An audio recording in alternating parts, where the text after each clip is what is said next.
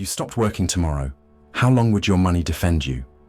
For most men, the answer is humiliatingly short. A few weeks, maybe a few months at best. But for those who have mastered the game of wealth, the answer is measured not in months or even years, but in generations. Their money is not fragile, it is fortified. Niccolò Machiavelli, the Florentine thinker who dissected the machinery of power, observed that fortune rarely favors the strongest soldier in the field. Instead, she bends to the man who secures his defenses before the enemy ever arrives. Wealth follows the same law. The average man relies on his labor as his defense. The ruler, the strategist, constructs fortresses that continue to protect and enrich him long after his sword is laid down. This is the first Machiavellian law of money. Permanence defeats toil. You may be the hardest worker in the room, but if your income stops the moment your hands rest, then you are no more sovereign than a mercenary fighting for daily bread. A true ruler does not depend on the sweat of his brow. He builds structures that endure. Machiavelli warned princes never to rely on mercenaries, for they vanish when the pay ends. Labor is no different. Your wages are mercenaries. They vanish the day you can no longer fight. Ownership, however, is a fortress. It stands whether you are present or not. Consider the city of Venice during the Renaissance. It was not the largest or strongest state, but it became a magnet for inventors and traders because it pioneered the patent system. By granting creators exclusive rights to their inventions, Venice ensured that brilliance stayed within its walls. Rival states had to beg or pay tribute for access. It was an elegant strategy.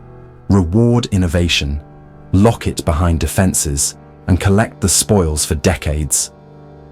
The lesson is clear: power belongs not to the man who works hardest on an idea, but to the one who secures ownership of it. Centuries later, the British inventor James Dyson proved the same law. Dissatisfied with weak vacuums, he built over 5,000 prototypes before he perfected his machine. But what made him rich was not only the vacuum itself, it was the hundreds of patents he filed. These patents acted as walls no competitor could breach. Any rival who dared imitate his design was forced to pay him tribute. Machiavelli would have smiled at such cunning. The prince who owns the design of the weapon never needs to wield the sword. His enemies pay simply for permission to fight. But wealth is not always hidden in machines or devices. Sometimes it is found in melodies and traditions that return year after year. Mariah Carey's song, "All I Want for Christmas Is You," recorded in 1994, resurfaces every winter like a ritual. It earns her millions annually in royalties. Each time it is played on the radio, in a film, or in a store, payment flows back to her. She sang once, and the world continues to pay forever. Machiavelli wrote that a wise ruler builds on what is permanent, not what is fleeting. Carey's royalties are permanence disguised as song.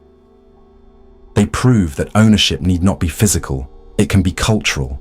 Embedded in rituals, it becomes a stream of tribute that flows without end. Think of William Shakespeare. His words shaped the English language. His plays are still performed centuries later. Yet he never reaped the rewards of royalties. Had his genius been protected by modern law, each performance of Hamlet, each staging of Macbeth would have sent tribute to his family line. Instead, theatres and publishers grew rich, while Shakespeare himself remained bound by the limits of time and mortality. The Machiavellian lesson: brilliance without ownership is labor in disguise. You may create wonders, but without control, you enrich others. This is why rulers throughout history understood the power of permanence. Labor ends when you stop moving. Ownership endures long after you are gone. Consider how the Roman Empire built aqueducts and roads, not merely for utility, but as structures that guaranteed dominance for centuries. Whoever held Rome inherited the infrastructure, and with it, power. Wealth follows the same principle. Build systems that live longer than you.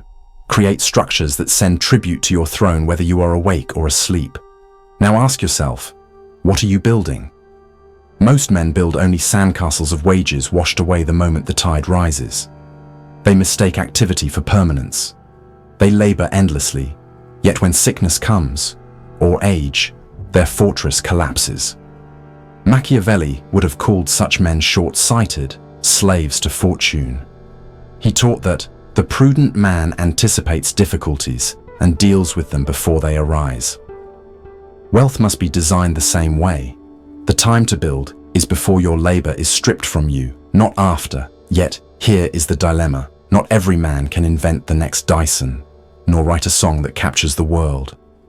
Most hear these stories and dismiss them as exceptional, belonging only to geniuses or the lucky. But Machiavelli would remind us, fortune bends to preparation, not chance. And in our age, new doors have opened that even Renaissance princes could not imagine. You do not need royal patronage or artistic genius to construct your fortress.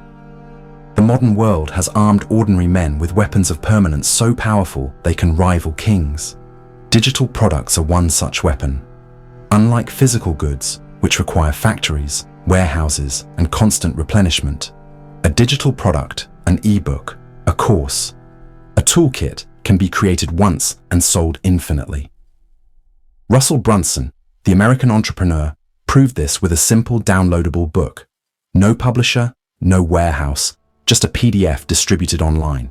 It created a stream of income that has lasted over a decade. This is the democratization of permanence. In Machiavelli's terms, it is the ability for any man to plant a fortress in the digital realm and collect tribute without needing an army to defend it. And yet, even in this, there is a deeper truth. Machiavelli warned rulers never to depend too heavily on others. The arms of others will fall from your hand or weigh you down. Digital products embody the opposite. They rely on no one but yourself. Once created, they spread endlessly across the vast web. In this way, the internet has become the new battlefield of power, where ownership of ideas replaces castles and walls. Those who understand this seize fortune. Those who ignore it remain laborers. But patents and royalties, digital products and courses, these are only the beginning. The truly cunning rulers know that power extends even beyond the product. Words themselves can be turned into fortresses. A phrase, a name, a symbol can become a banner under which wealth marches unceasingly. This is the next law of Machiavellian wealth, and it reveals itself in stories so unlikely they seem almost absurd until you realize how perfectly they fit the pattern. Machiavelli understood that reputation often outweighed the sword. Armies crumble, wealth can be seized, but a name, a symbol, a phrase, these are banners that endure. In The Prince, he wrote that a prince must take care never to let anything slip from his mouth that is not replete with the 5 qualities, that it may be said of him, he is merciful, faithful, humane, upright, and religious. Reputation was his invisible armor.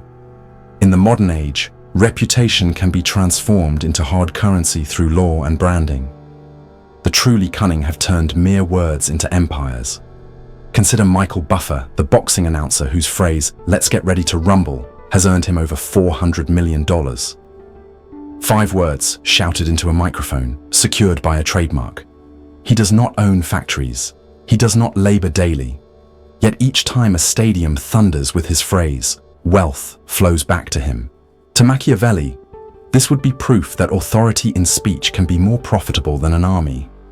Buffer does not fight in the ring. He collects tribute from those who do. He is not alone. Paris Hilton famously trademarked her catchphrase, "That's hot." 2 words, protected by law, forced corporations to pay for the privilege of using them in campaigns. Nike's swoosh, little more than a curve of ink, has been valued in the tens of billions. The swoosh is not leather or rubber. It is a symbol that commands loyalty. In Machiavelli's terms, it is a standard, a banner under which soldiers rally and enemies hesitate. Once reputation hardens into symbol, it becomes wealth without labor. This is why Machiavelli warned that princes must guard their image with relentless care. A strong fortress may be breached, but a strong name can endure beyond death. In Florence, the Medici coat of arms was painted on buildings and churches to remind every citizen of their dominion. Today, trademarks and brands function in the same way. They signal authority, demand obedience, and most importantly, generate perpetual payment from all who wish to borrow their power. But the cunning strategist does not stop at phrases or symbols. He expands his dominion by allowing others to labor beneath his banner. This is the Machiavellian genius of licensing. George Lucas did not merely make films. He built a universe. While the Star Wars movies grossed billions, the licensing of toys, games, and merchandise multiplied that wealth many times over. Lucas understood that he did not need to manufacture every toy himself. By retaining dominion over the intellectual property, he allowed others to profit while paying him tribute. It was sovereignty disguised as entertainment. In Machiavelli's terms, Lucas was not a general fighting battles on every front. He was a ruler collecting tribute from provinces he scarcely had to visit. Disney perfected this art. Marvel, Pixar, Star Wars, Frozen each became a kingdom of licensing, generating billions through merchandise, theme parks, and spin-offs. The lesson is not about film.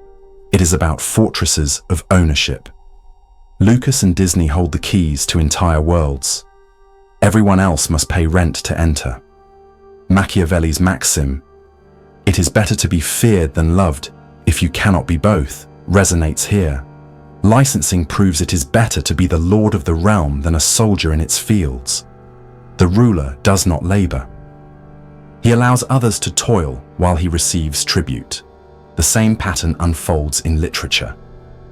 J.K. Rowling did not only write Harry Potter, she licensed the wizarding world. From theme parks to merchandise to video games, her fortune flows not merely from book sales, but from the licensing of an entire universe. Machiavelli advised rulers to build foundations that time cannot destroy. Licensing is such a foundation. A single world, if owned and defended, can generate tribute for centuries. Even digital gaming worlds like Fortnite operate on the same principle, selling skins, dances, and digital items endlessly to millions who willingly pay for access to a realm they do not own. The rulers of these realms profit without needing to be present. Their subjects pay voluntarily. Here lies the Machiavellian law. The wise ruler never fights every battle himself. He constructs systems, symbols, and worlds that others sustain for him. Whether through patents, trademarks, or licensing, he transforms ideas into fortresses, and yet this only scratches the surface. For as powerful as words and worlds can be, the cunning ruler eventually turns to something more enduring, something Machiavelli himself would have recognized as the bedrock of sovereignty: land. But before we reach the ground beneath empires, consider the contrast. The worker sings a song once, and the payment ends. The ruler owns the rights, and the payment never stops. The worker creates a design, and his employer takes the profit. The ruler files the patent, and others pay him forever. The worker builds a business that consumes his hours. The ruler builds a brand, a system, a symbol, and others build the business for him. This is not luck, it is strategy. Machiavelli insisted that he who becomes master of a city accustomed to freedom and does not destroy it may expect to be destroyed by it. The modern equivalent: if you do not secure ownership of your creation, the market will devour you. The wise man does not hand away rights for quick coin. He builds walls around his ideas and demands tribute for entry. And yet, even these invisible kingdoms, phrases, trademarks, licenses, remain vulnerable to cultural shifts. Songs fade, trends die, films are forgotten. What then is the fortress that has survived every empire, every dynasty, every age? It is the ground beneath your feet: land, real estate, and physical territory. This is why the Medicis did not rely only on banking. They anchored their power in property, estates, and palaces. It is why empires rose and fell on the basis of territory, not temporary wealth. The ground itself is the most ancient and enduring fortress. Which brings us to the story of Ray Kroc and McDonald's, a man who revealed the ultimate Machiavellian twist in modern business. He did not merely build a fast food chain, he built a real estate empire hidden beneath it. Franchisees labored to sell burgers, but Kroc owned the soil beneath their kitchens. Every month, they paid rent. They thought they were in the food business. In truth, they were his tenants. Machiavelli would have called this strategy divine because it ensured tribute not through labor, but through possession of the ground itself. And so we turn to the bedrock of sovereignty: land, franchises, and the flow of tribute that comes from controlling what others must stand upon. The next law of wealth reveals itself in stone and soil, in dividends and capital, in the invisible rivers of money that flow upward to the throne of the ruler who owns rather than labors. Ray Kroc understood something that most men never see. He knew the cheeseburger was not the treasure. The real prize was the soil under the restaurant. McDonald's became not only the largest fast food chain in the world, it became one of the largest real estate empires on earth. Each franchise owner thought he was in the food business, but in truth, he was a tenant. The rent he paid flowed upward to Kroc's throne. McDonald's today owns more than 30,000 properties across the globe. It is not a burger empire. It is a land empire disguised as a kitchen. Machiavelli would have called this mastery. In The Prince, he advised that conquered provinces should be ruled through loyal governors who pay tribute while maintaining the land in the ruler's name. Kroc used this same tactic. He did not manage every store himself. He planted governors' franchisees who labored under his brand and sent him tribute. They carried his banner, but he remained the lord. The brilliance of this model is permanence. Burgers spoil, men die, but land endures. As long as humans must stand somewhere, the ruler of the ground collects his rent. History confirms this pattern. The Medici family anchored their dynasty not only in banking, but in landholdings spread across Tuscany. Land secured them against revolts, currency shifts, and wars. The Rockefellers multiplied oil wealth into vast property portfolios that spanned cities. Today, Blackstone and other private equity firms hold tens of billions in real estate, pulling in rent from offices, warehouses, and apartments. These rulers do not fight in the kitchens or toil in the offices. They collect tribute from the very ground that supports the labor of others. This is sovereignty in its purest form. But while land is the most ancient fortress, it is not the only one. Modern rulers have found another form of ownership, just as enduring equity. Dividends are the rent payments of corporations. When Warren Buffett purchased Coca-Cola shares decades ago, he was not gambling on short-term profits. He was planting a flag in a fortress that still pays him hundreds of millions every year. He has not sold his shares. He simply sits and collects tribute. Factories across the globe produce beverages, workers labor, trucks deliver, and Buffett receives payment without lifting a finger. This is Machiavellian patience. In his words, the wise man must anticipate the storm before it breaks. Buffett planted his defenses long before, and now the flood of wealth arrives year after year. Dividends reveal a truth Machiavelli would have approved of. Rulers should never depend solely on their own arms. A prince who fights alone will be defeated, but a prince who commands the arms of others' factories, managers, employees will receive tribute while resting behind fortress walls. Owning dividend-paying stocks is not speculation. It is sovereignty. You do not labor, yet you are paid as though you had commanded the army yourself. Yet there are princes who do not settle for patience alone. They seize fortune boldly, as Machiavelli urged. Fortune is a woman, and if you wish to master her, you must treat her boldly. This is the spirit of private equity and venture capital. Peter Thiel invested $500,000 in a fledgling Facebook. That small stake became worth over $1 billion.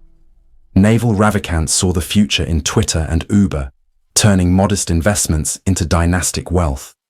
Even Shaquille O'Neal, once a giant on the basketball court, multiplied his fortune by buying into restaurant chains, technology companies, and franchises. He discovered that points on the scoreboard fade, but ownership endures. Each of these men treated fortune with boldness, staking early claims in fields others ignored. Their reward was not wages but empires. Machiavelli warned that rulers must strike swiftly when opportunity appears, for hesitation cedes the battlefield to rivals. Private equity embodies this. It is not labor that builds dynasties, but foresight and audacity. Those who act boldly seize wealth that others overlook, while those who wait labor endlessly for crumbs. The risk is higher, but so are the rewards. Princes who hesitate remain dukes. Princes who strike boldly become kings. Still, all of these methods land, dividends. Equity can be strengthened by one more weapon. A fortress is not built by stone alone. It is reinforced by alliances. Machiavelli wrote that alliances are the lifeblood of rulers. No prince stands alone, and in commerce, the principle reveals itself in networks. The Venetian brokers who connected spice merchants with buyers across Europe did not sail ships or carry goods. They grew rich as middlemen, claiming tribute for access. The modern world is no different. Gatekeepers, investors, consultants, influencers profit not because they produce, but because they connect. They own the bridge, and all who wish to cross must pay. This overlooked weapon is referral power. Introduce two parties, a buyer and a seller, a writer and a publisher, an entrepreneur and an investor, and you can claim a portion of the value exchanged. You are not the builder, not the producer, not the laborer. You are the gatekeeper, and the gatekeeper is always paid. Machiavelli would have recognized this at once. Rulers who control the gates of cities collect tolls from every merchant who enters. Today, those who control networks collect referral fees, commissions, and percentages. They labor less, but earn more, because their power lies not in effort, but in access. When you see these patterns, the lesson becomes unavoidable. Workers trade their time. Rulers collect tribute. One labors, the other owns. From Croc's franchises to Buffett's dividends, from Thiel's equity stakes to Venetian brokers' tolls, the theme is the same. The rich escape the trap of labor by shifting from soldier to strategist. They build fortresses that endure, and they position themselves where wealth flows toward them without effort. But there is one more layer, the deepest of them all. For while systems, patents, royalties, land, and networks each form stones in the fortress wall, they all serve a single principle: sovereignty. The question is no longer how to make money today. It is how to build dominion that endures for decades, perhaps centuries. This final law of wealth is Machiavelli's greatest teaching: prepare your defenses long before the enemy arrives. In wealth, the enemy is not an army. It is time, sickness, age, the day your labor ends. The final part of this journey will show you how to weave all these fortresses into one impregnable citadel, and why the man who builds it becomes sovereign while others remain subjects. Machiavelli observed that no prince can stand alone. He wrote that alliances are most useful to those who have strength enough to defend themselves without them, but who, by means of them, gain greater security. Networks, in every age, have been the invisible fortresses behind dynasties. Venetian brokers grew rich by controlling the trade routes of spice. They never set sail, yet they claimed tribute from every merchant who passed through their gates. This is the essence of Machiavellian strategy. Control the passage, and others will labor for you. In our age, networks are more valuable than ever. A single introduction between investor and entrepreneur can secure millions. A broker who connects buyers and sellers may take a share of every deal. Affiliate marketers, consultants, deal makers. These men are not building with their hands. They are extracting value through access. To Machiavelli, these are the modern lords of the gate. They do not need to own the cargo. They own the bridge. And whoever owns the bridge owns the tribute. The patterns are now undeniable. Wealthy men do not fight with their own swords. They build systems in which others fight for them, and from those battles, tribute flows upward. Patents protect the inventor. Royalties preserve the artist. Trademarks and brands immortalize the symbol. Licensing transforms worlds into empires. Franchises replicate the ruler's banner across provinces. Land anchors power in soil. Dividends pay tribute from factories. Equity rewards bold foresight. Networks extract tolls from connection itself. Each is a fortress stone. Together they form a wall no storm can breach. Machiavelli warned rulers who relied on mercenaries that their states would crumble. In the same way, those who rely solely on their labor are slaves to fortune. The day your hands falter, your wealth collapses. But those who construct fortresses of ownership rise above the multitude. Their strength increases with age because their systems mature even as their bodies weaken. A man who builds royalties, patents, land, and dividends grows stronger each year without lifting a sword. This is why dynasties endure while workers vanish nameless into history. Consider the Rothschilds, who built financial fortresses across Europe. The Rockefellers, who converted oil into land and finance. The Agnelli family in Italy, whose automotive empire persists through generations. Or in the modern world, Jeff Bezos, who built Amazon not to sell books, but to construct a machine that extracts value from every purchase made on its platform. Jay-Z, who multiplied music into ownership of masters, streaming rights, liquor brands, and businesses. These men embody Machiavelli's law. Do not rely on toil, rely on ownership. Do not live as a laborer, live as a sovereign. And here is the uncomfortable truth. Most men will never build such fortresses because they are trapped by distraction. They consume endlessly, but create nothing. They march under banners that are not their own. They sing songs they do not own, labor in systems they do not control, and pay tribute to rulers they have never met. Machiavelli would call them subjects useful, obedient, but powerless. He warned that the one who is unarmed cannot be secure. In wealth, your arms are ownership. Without it, you are defenseless, and time will strip you bare. The choice then lies before you. Will you continue to trade hours for survival, or will you begin constructing assets that reward you in absence? Will you remain a soldier, or will you ascend to ruler?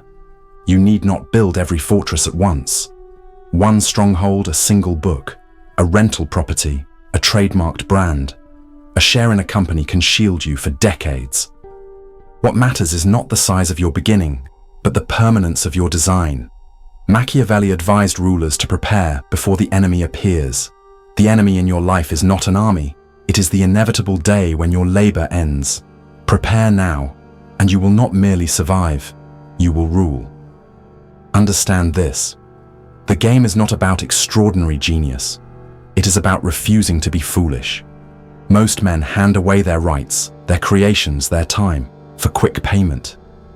They choose the fleeting over the permanent. The rulers of history chose differently. They built fortresses of finance, land, and alliances that outlived them. If you grasp this, you will see that the path to sovereignty is open, not closed. It requires awareness, discipline, and the will to act before others awaken. So I ask you directly, are you building your fortress, or are you simply renting survival one day at a time? Machiavelli's warning echoes through centuries. Fortune abandons the unprepared. Align yourself with rulers, not with the crowd.